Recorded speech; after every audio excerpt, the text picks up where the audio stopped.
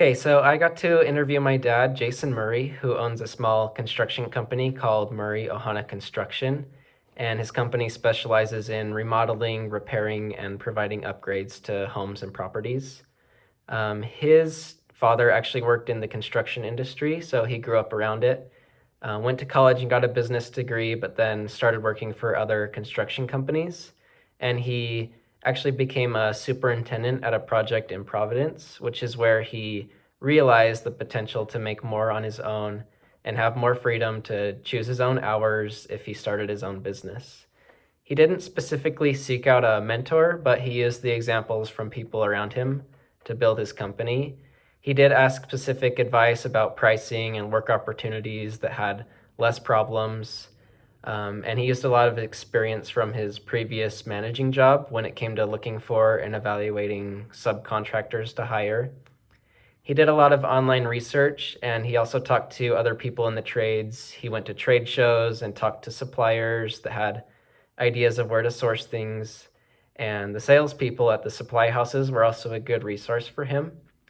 When it came to finding clients, he ran some ads in the newspaper back when people would do that, and he took his business cards around to different businesses where customers would go looking for parts or help, places like flooring stores and lumber yards and stuff. He went to those places and introduced himself to the people that worked there, and then they would give his information to the people who came in, and he got a lot of clients doing that. He was able to finance his company through investment of income. He would just reinvest his money and always put his profits back into the company to purchase more tools and supplies and vehicles and stuff. And he's learned a lot from his company. He says that he should have started his business sooner, and he should have specialized in a specific product sooner. He did a lot of like dinky jobs, drywalling, painting, and stuff before he specialized in flooring.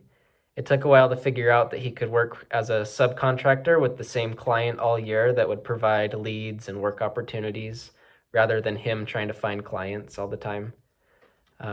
In his industry, he said it is important to be available and always willing to work promptly. You have to be dependable and answer the phone always, because those are the most common and biggest complaints that customers have about the other companies. And another key aspect to his business model is providing products that are free from defect, on time, under budget, and meet all the customer expectations. I learned a lot from this interview, but one concept that stood out to me was something he actually mentioned at the end of our interview. During the different chapters of his business, he found different people to rely on. For example, the sales teams at different companies would pass him jobs because he was reliable. And that way he kind of created some symbiotic relationships where the sales team and his company would work together to both make money, which I thought was really cool. And I think I can apply that to my new venture where I can create those kind of symbiotic relationships with product suppliers. Like they need somebody who is going to sell a lot of product, and I need somebody who can provide that product at an affordable rate. So in that way, we can kind of create that symbiotic business relationship. Another concept I found interesting was how he acquired so many customers simply by talking to people. He didn't sit around and wait for customers to hear about his business, but instead he went to the source.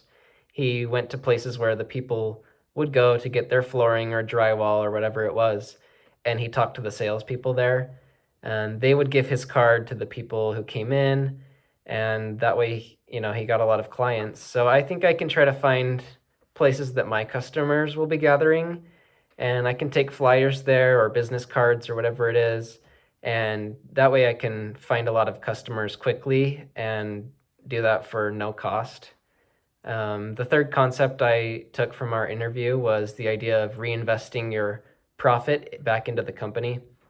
The way he funded his whole business by always reinvesting the money he made back into his company is like such a good way to grow the business, because as long as your business is making money, it's also growing. And I think I can invest as much profit into my new venture as I can, and that way I'll make sure it's always continuing to grow. Thanks for watching.